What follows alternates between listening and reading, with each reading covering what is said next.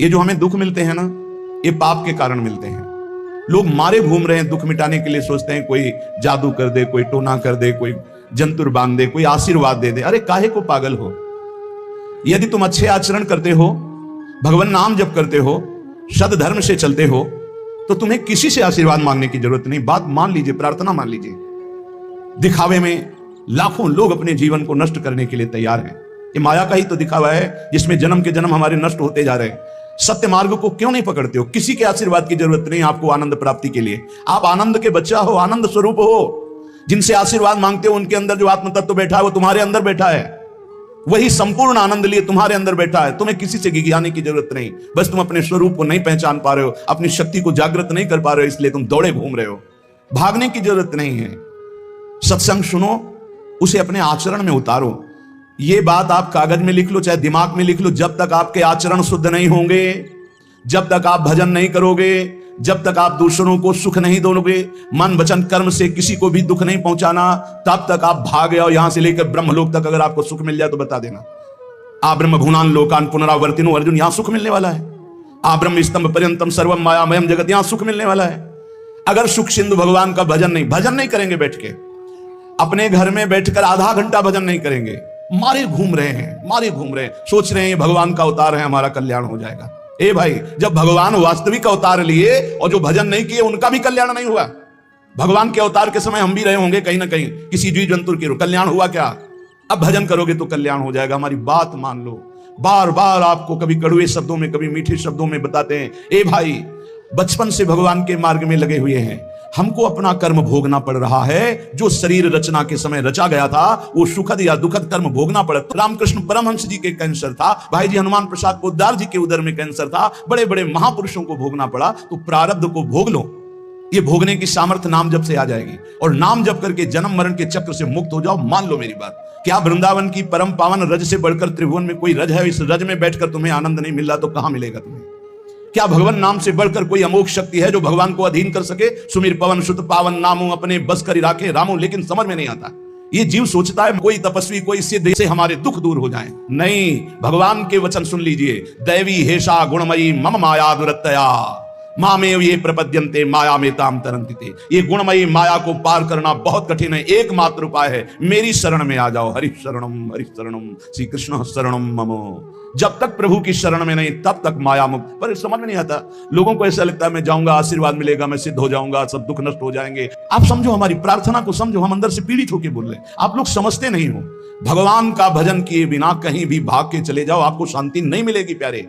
और घर में बैठकर यदि भजन करोगे तो घर तीर्थ हो जाएगा। घर में भगवान पधारेंगे, आप आनंदित हो जाओगे। संत संग का फल होता है भागना, मिट जाना। सत्संगति संस्कृति कर अंता। ये जो जन्म मरण का भागना, ये मिट जाएगा। ये छोटे मोटे भागने से, शब्द सुना, मनन किया, आचरण में लग गए। कभी महीना 2 महीना में अगर संयोग बना तो हम बैठ के सत्संग सुन रहे हैं, नहीं तो हमारे पास यंत्र है। हम रोज उससे नवीन उत्साह प्राप्त करें भगवत मार्ग में चलने का। जब मिले तब दर्शन कर लिए, नहीं तो हम उनकी आज्ञा पर चल रहे हैं तो हमारा सदैव सानिध्य है। भागने की जरूरत नहीं है। नहीं भाई नहीं, थोड़ा चैन लो, थोड़ा शांति लो। भागने की जरूरत नहीं है। अंदर से भगवान को सुमिरन करने की जरूरत है। थोड़ा संयम में आओ। जिसको देखो मनमानी आचरण कर रहा है, सोचता है कोई संत महात्मा आशीर्वाद दे देंगे, तो तुम्हें संत महात्मा मिलेंगे ही नहीं। तुम करोगे पापाचरण तो संत महात्माओं का सानिध्य नहीं मिलेगा। पापवंत कर सहज स्वभाव भजन मोर ते भावन काऊ। जो पे दुष्ट हृदय सोई होई मोरे सन्मुख आओ की सोई। अच्छे आचरण करो, घर बैठे महात्मा मिल जाएंगे। कोई आ जाएंगे ऐसे, तुम्हें कृतार्थ कर जाएंगे। कहीं तुम भेज दिए जाओगे जिनके वचन से तुम कृतार्थ हो जाओगे। हमारी प्रार्थना को मानिए। अपने इस अमूल्य मानव जीवन को कूड़ा करकट की तरह मत नष्ट कीजिए। श्रीपाद कह रहे, नेत्रे उत्पाटित सपदि स्त्री क्षणे लालसा चेत। यदि ये गंदी लालसाएं उत्पन्न हो रही हैं तो थोड़ा शासन में लाओ अपनी इंद्रियों को, छूट मत दो। बहुत जीवन व्यर्थ कर दिया इन इंद्रियों ने, अब सावधान हो जाओ। तुम स्वतंत्र सिंहवत जीवन व्यतीत करने के लिए मानव जीवन प्रकट किए भगवान ने तुम्हारा। तुम इंद्रियों के गुलाम होकर, मन के गुलाम होकर, भोगों के गुलाम होकर के जीने के लिए नहीं आए हो मनुष्य देह में। देवता तरसते हैं इस मानव देह के लिए। क्यों? क्योंकि साधन धाम मोक्ष कर द्वारा, इसे साधना करके हम जीवन मुक्त महापुरुष हो सकते हैं। लेकिन नहीं, बस कोई ऐसा कुछ कर दे जिससे हमारा पति बन जाए, कोई ऐसा कर दे कि हम स्वस्थों को भोग भोगें, कोई ऐसा कर दे सारी झंझटें मिट जाएं। अरे औरों की तो बात जाने दो। भगवान जिनके घर में अवतरित हुए, आप वहां दृष्टि डालिए। इतने बड़े भजनानंदी महात्मा वसुदेव और देवकी कंस कारागार में बंद किए हुए, भगवान पधार रहे हैं हथकड़ी बेड़ियों से जकड़े हुए। आप विचार कीजिए, भगवान के सिवा तुम्हें कोई बंधन मुक्त नहीं कर सकता। और सब तरंगे हैं। भगवान भगवान है, हमारी बात को समझ लो। भगवान भगवान है, भगवान के भाव में डूब करके सब भगवत स्वरूप हैं। तरंग में वायु विकार है, वायु विकार हटा तो समुद्र ही है। पर इतना भेद है कि समुद्र करोड़ों अनंत तरंगे प्रकट कर सकता है, लेकिन एक तरंग समुद्र नहीं प्रकट कर सकती। ऐसे ही जितने महापुरुष हैं, जितने सिद्ध महापुरुष हुए, भक्त हो चाहे ज्ञानी हो चाहे योगी हो, वो माया विकार को नष्ट करके ब्रह्म रूप में लीन हो गए, तो ब्रह्म स्वरूप वो भी हो गए। ब्रह्मविद ब्रह्म ही भवति। लेकिन ब्रह्म तो ब्रह्म है, जिसने एक संकल्प मात्र से अनंत सृष्टि का सृजन कर दिया। उसकी समानता करने वाला त्रिभुवन में कोई नहीं। तो उन्हीं भगवान की, चाहे निराकार मानो, साकार मानो, सगुण मानो, निर्गुण मानो, उन्हीं भगवान की शरण में जाने के लिए सब संत महात्मा, और जो भगवान की शरण से अलग करके अपने को भगवान माने, तो हमें लगता है फिर बचना चाहिए ऐसे भगवानों से, जो अपने वचन से, अपने आचरण से, अपनी हृदय की भावनाओं से जीवों के माया जनित आकर्षण को नष्ट करके श्री भगवान से प्रीति करावे। उसे संत कहते हैं, उसे ब्रह्मर्षि कहते हैं, उसे महात्मा कहते हैं, उसे भक्त कहते हैं। शास्त्र उठा के देख लो, ब्रह्म स्वरूप हो गए हैं। दूसरों ने अनुभव किया कि साक्षात ब्रह्म है, लेकिन वो जब बोले तो अपने को ब्रह्म नहीं बोले। गोस्वामी तुलसीदास जी साक्षात भगवान के स्वरूप हो चुके। वो क्या कह रहे हैं? जो मैं अपने अवगुण कहूं, बाढ़ई कथा पार नहीं लाऊं, ताते मैं कछु अलप बखाने, थोड़े महू समझ है सयाने। कह रहे मैं अपने अवगुणों की यदि कथा कहूं तो ग्रंथ भर जाएगा। थोड़े बता दिए हैं कि मैं अवगुणी हूं। इसमें जो विवेकी जन है वो समझ पाएंगे मेरी बात को। क्या समझ पाएंगे? कि भगवान की शरण में जाने से जीव भगवत स्वरूप हो जाता है। गोस्वामी जी भगवत स्वरूप है। सामने भगवान बैठे हुए सबरी माता का स्तवन कर रहे हैं नवधा भक्ति के द्वारा, और सबरी जी ऐसा कह रहे, अधम ते अधम अधम अति नारी, तिनमा मैं मति मंद अघारी। ये है महापुरुष। भगवान के चरणारविंद की नाम की लीला कथा की वृत्ति हृदय में जिनके संग से जागृत हो, वही सत्संग है। हम लोग बड़े बावरे हैं। अरे तरंग कभी समुद्र प्रकट कर सकती है? सब तरंगे हैं। वायु विकार हटा समुद्र हो गई, मुझे कोई इस पे संशय नहीं। बूंद अलग है तो बूंद है, और समुद्र में गिर गई तो समुद्र है, लेकिन बूंद समुद्र नहीं प्रकट कर सकती। ऐसी करोड़ों अनंत बूंदे समुद्र से, लहरों से ऐसे उठती रहती है। उनका नाम भगवान है, जिनसे अनंत महात्मा, अनंत ब्रह्म ऋषि, अनंत ब्रह्मांड सृजन, उन भगवान की शरण में जाने से इस माया से मुक्ति होती है। साहब समझ नहीं पा रहे। अरे जिनका नाम जप कर, जिनका चिंतन करके, जिनके आश्रय से जीव ब्रह्ममय हो जाता है, भगवत स्वरूप हो जाता है, वही तुम्हें करना है। यही सत्संग से प्राप्त होता है। अगर ये ना प्राप्त हो तो सत्संग नहीं है। वो कहीं ना कहीं घुमा करके हमको भटकाया जा रहा है। भगवान भगवान है, वही सबके हृदय में है। जो हृदयस्थ भगवान में तन्मय हो गया, उसमें और भगवान में अंतर नहीं। बिल्कुल मुझे संशय नहीं, पर भगवान भगवान है, इतना समझना पड़ेगा। उनके स्थान में कोई नहीं है, उनके समान कोई नहीं है, फिर उनसे बड़ा कौन हो सकता है? ये भोले भाले जीव समझते नहीं, भागे घूम रहे। उन्हीं भगवान का नाम जप करो। चीख चीख के कहते हर प्रश्न का उत्तर नाम है। अगर नाम जप करके देखो तो प्रश्न ही नहीं रह जाएगा, सब समाधान हो जाएंगे। और भागे घूमे तो कभी प्रश्न की कभी शांति नहीं होगी, संशय पर संशय उठता चला जाएगा।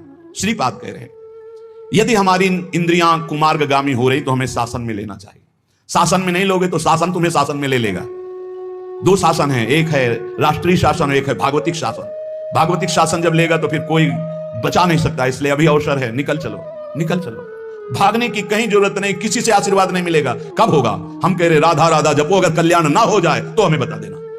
भगवान अर्जुन से क्या कह रहे हैं? सामने अर्जुन जी खड़े हैं, कह रहे हैं तुम मुझे तभी अनुभव कर पाओगे जब अनन्य चेता सततम यो माम स्मृति नित्यसा तस्याम सुलभा पार्थ।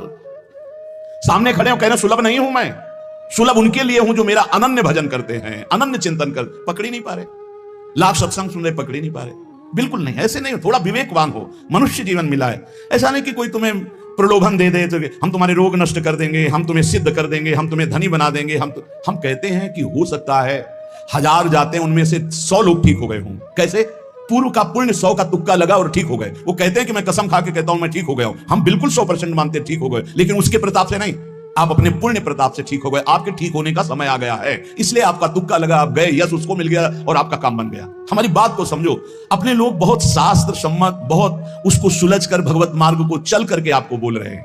अगर इन कर्मों को मिटाने के लिए जो हमारे शास्त्र बने हुए हैं उनके सिद्धांत के अनुसार चला जाए तो मिटा दिया जाएगा। लेकिन जब मिटाने की सामर्थ्य आती है तब लगता है अब इसको रख के क्या करेंगे, हमारे को तो प्रभु के पास जाना है, हमें तो दिव्य भाव देह प्राप्त है, हमें अपने स्वामी, अब इस शरीर का क्या करेंगे। तो जैसे सांप अपनी केचुल से संबंध नहीं रखता, ऐसे महापुरुष अपने शरीर से संबंध नहीं रखते। आप हमारी बात को समझ नहीं पा रहे, भटकते घूम रहे हैं, मारे घूम रहे हैं, क्लेश, अशांति, नाना प्रकार के दुख। अरे भाई, भगवान की शरणागति प्रतिपल परमानंद प्रदान करती है। क्यों नहीं शरण में हो जाते? क्या तुम्हारा पांच भौतिक देह नहीं, क्या हमारा पांच भौतिक देह नहीं? क्या तुम भगवान के अंश नहीं, क्या हम भगवान के अंश नहीं? अंतर क्या है? तुम संसार का चिंतन करते हो, भगवान का चिंतन करते हैं, तो क्या तुम भगवान का चिंतन करके नहीं बन सकते महापुरुष? क्या तुम स्वयं ऐसी शक्तियों को जागृत नहीं कर सकते? तुम सो रहे हो, जागो, भागने की जरूरत नहीं। ये जो गलत इंद्रियां जा रही हैं, इन इंद्रियों को रोकिए, भगवान की तरफ लगाइए। नहीं लगाओगे तो कहीं भाग के चले जाओ, धोखा ही मिलेगा, तुम्हें शांति नहीं मिल सकती, तुम्हें विश्राम नहीं मिल सकता, तुम सुखी नहीं हो सकते। इन बातों को लिख लो और पूरे विश्व में घूम के चले आओ, चाहे जहां चले जाओ, कुछ नहीं होने वाला। मारे मारे केवल घूमते रहो, समय बर्बाद करते रहो। वही समय एकांत में बैठकर राम कृष्ण हरि बोलो, राधा बोलो, अभी आनंद आ जाएगा। हम ये नहीं कहते कि तुम करोड़पति बन जाओगे, तुम्हारे सारे काम बन जाएंगे, लेकिन हम ये कहते हैं कि तुम्हारा हृदय शांत हो जाएगा, तुम्हारा भागम भाग मिट जाएगा, तुम एक गंभीर हो जाओगे, धैर्यवान हो जाओगे, तुम लड़ना सीख जाओगे दुखों से। तुम सुखों से भूल करके पापाचरण कर बैठे हो, दुखों में इतना तुम हो जाते हो कि अपने जीवन को भी नष्ट करने की सोच। ये सब भगवत विमुख जीव का लक्षण है। भगवत सन्मुख होने पर सुखों में दूसरों को बांटा जाता है और दुख में सहकर भगवान के नाम का स्मरण करते हुए उस दुख के समय को काटा जाता है। समझते नहीं। यदि तुम्हें वृंदावन में रह के पराई स्त्री को भोगने की इच्छा जागृत हो गई है, पराई स्त्री की तरफ काम दृष्टि से देखने की, आप पराये पुरुष शरीर की तरफ, तो कह रहे हैं कि अच्छा है, इससे अपने नेत्रों में पट्टी चढ़ा लो, मत देखो, ये नष्ट कर देंगे नेत्र तुम्हें। तो बाहर से कपड़े की पट्टी चढ़ाने की जरूरत नहीं है, नासाग्र दृष्टि रखो, इनको शासन में रखो। श्रीपाद करें नेत्रे उत्पाटयति सपदि। जहां साधक असावधान होता है वहां पश्चाताप उसको होता है, जलन होती है और उसके परमार्थ में विघ्न आ जाता है। इसलिए ब्रह्मा जी ने ऐसी रचना की है कि स्त्री को पुरुष शरीर में आकर्षण, पुरुष को स्त्री शरीर में आकर्षण, या भोग बुद्धि से देखना, अपने को इसी को सुधारना है। अगर इसी को सुधार लिया तो परमार्थ पुष्ट हो जाएगा। यदि आपको ज्ञान नहीं रहा हो, आपसे ऐसे पाप बन गए हैं, गुरुपत्नी गामी सबसे महापापों में पहले आता है, फिर आता है जो ब्रह्म ऋषिजन हैं उनकी भार्या, फिर आता है मद्यपान, मदिरापान करना, फिर स्वर्ण की चोरी करना। और जो ऐसे पुरुषों का संगी है वो महापापी, गौ हत्या करना महापाप। ऐसे जो महापापी जन हैं, पाप हो चुके हैं उनसे, अब वो विचार करें कि मेरा कल्याण कैसे हो सकता है, मैं तो महापापी हूं। तो श्रीपाद करें हर जीव को अंतिम सांस तक भगवत प्राप्ति का मार्ग खुला है।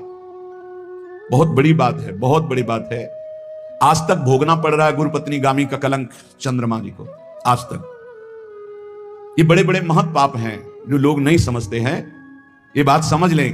पर स्त्री गमन, मदिरापान, द्वैत कीड़ा, स्वर्ण चोरी, गुरुपत्नी गामी, ब्रह्म ऋषियों की तरफ जो उनकी भार्या है उनकी तरफ ये काम भाव से देखना, गौ हत्या, ये महत् पाप हैं। ये पाप नष्ट कर देते। भ्रूण हत्या, ये सब महत् पाप है।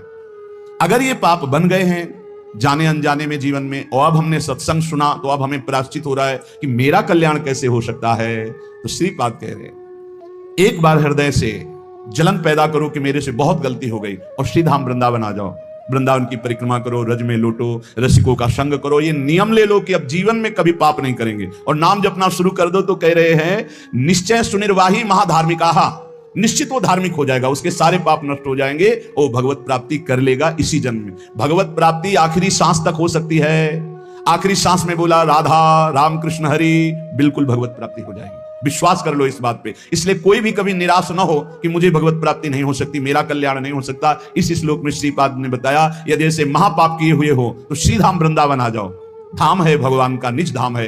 जो बड़े बड़े तीर्थों के अवगाहन से पाप नष्ट नहीं होते, जो कि महापाप कहलाते हैं, वो धाम में रज में लौटने से, परिक्रमा करने से, नाम कीर्तन करने से, सत्संग सुनकर सतमार्ग में चलने से। कह रहे हैं निश्चय सुनिर्वाही महाधार्मिका, निश्चय उसके सारे पाप नष्ट हो जाएंगे और धार्मिक ही नहीं महाधार्मिक हो जाएगा। यदि ऐसा पुरुष है, ऊपर के श्लोक में जो बताया महापापी, अब कह रहे हैं अगर ऐसा पुरुष है कि कभी धर्म की चर्चा ही नहीं सुनी,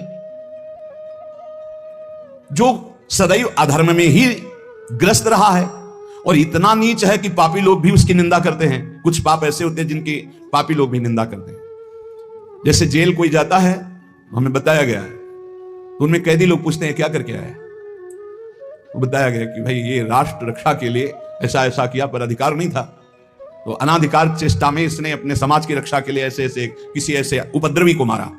तो हाथ मिलाते हैं उसको सम, ये काहे क्या है, बोले अपनी बेटी के साथ ऐसा गंदा आचरण कर। तो बोले वहां के कैदी भी गुस्सा होकर उस पर दृष्टि रखते हैं, उसे घृणित दृष्टि से देखते हैं। तो यहां कह रहे हैं जो धर्म की वार्ता नहीं जानता, अधर्म से ग्रसित रहा है और नीच पुरुष, पापी लोग भी उस पर क्रोध दृष्टि से देखते हैं कि बहुत ही नीच है ये। ऐसे खोट कर्म करने वाला समाज से जो बहिष्कृत हो चुका है और निश्चित हो चुका है कि अब इसकी दुर्गति पक्की है, उसके लिए भी एक चांस है। बोले निजोरु कृपया शांत्या च वृंदावनम स्वस्मिन नामृत चेत ददाति वसतिम धन्योस्ति वृंदावने। बोले निज कृपा से वृंदावन उसको पावन कर सकता है यदि वहां करके ये जीवन भर का नियम ले ले कि अब मरूंगा तो इसी रज में वृंदावन से कभी बाहर नहीं जाऊंगा, तो असीम कृपावान प्रिया प्रीतम का निज धाम ये उसके सारे पापों को नष्ट करके उसे धन्य कर, धन्योस्ति वृंदावने, उसे धन्य बना देगा।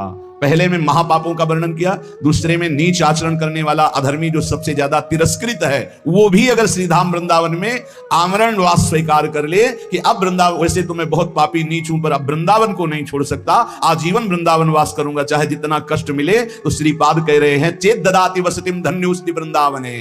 वो वृंदावन वास स्वीकार करने के कारण वृंदावन की कृपा से निष्पाप होकर धन्योस्ति, धन्य हो जाएगा, अर्थात उसको भी भगवत प्राप्ति हो जाएगी। देखो जब आनंद मिलेगा तब मन पंगु हो जाएगा। जैसे भौरे में बहुत बड़ी ताकत है कि चाहे जितना मजबूत काट हो वो बड़े मौज से खेलते खेलते उसमें छेद कर देगा। जब कमल की पराग वृत्ति में वो पहुंचता है तो थोड़ा सा भी पराग को धक्का न लगे, शांत होकर बैठ जाता है, चाहे जीवन खोना पड़े वो कमल की पंखुड़ी को नहीं काटता।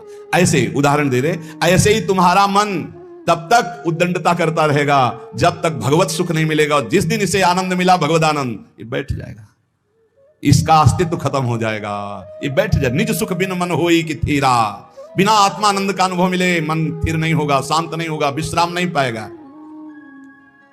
भौरे का दृष्टांत देकर के मन को समझा रहे कि मन भौरा है, भटक रहा है विविध भोगों में, बड़ा मजबूत है, बलशाली है, लेकिन ये तभी निर्बल बनेगा जैसे भौरा कमल में आ जाता है तो वहां अपना बल खो देता है। ऐसे ही श्री हरि चरणारविंद, हरि नाम, भगवत आश्रय, भगवत भक्ति, इसी में मन आनंद को प्राप्त होगा। तो आपको कहीं भागने की जरूरत नहीं। आपने सुना कि जंगल में भागने से क्या होगा, जल पीने से क्या होगा, फलाहार रहने से क्या, शांति से अपने घर को ठाकुर जी का मंदिर मान लो, खूब नाम कीर्तन करो, भगवत चर्चा करो, भगवान का सुमिरन करते हुए जीवन व्यतीत करो, इधर भी सुखी परलोक में भी सुखी। किसी से आशीर्वाद मांगने की जरूरत नहीं, दौड़ने भागने की जरूरत नहीं, हाहाकार मचाने की जरूरत। ये बहुत आनंद का जीवन है मानो दे, बस सुलझ जाओ, शांत हो जाओ, जहां तुम हो वहीं तो ठीक है। जो मिल जाए, रूखा सूखा फल है, अन्न है, जल है, जो मिल जाए, प्राण पोषण करो, भगवान का चिंतन करो, सद आचरण करो, बड़ा आनंदमय जीवन होगा। लेकिन आनंद से जीने के लिए असद आचरण करते हो, पापाचरण करते हो, आनंद की खोज में कहां पापाचरण में आनंद है, इसलिए सद आचरण में आ जाओ।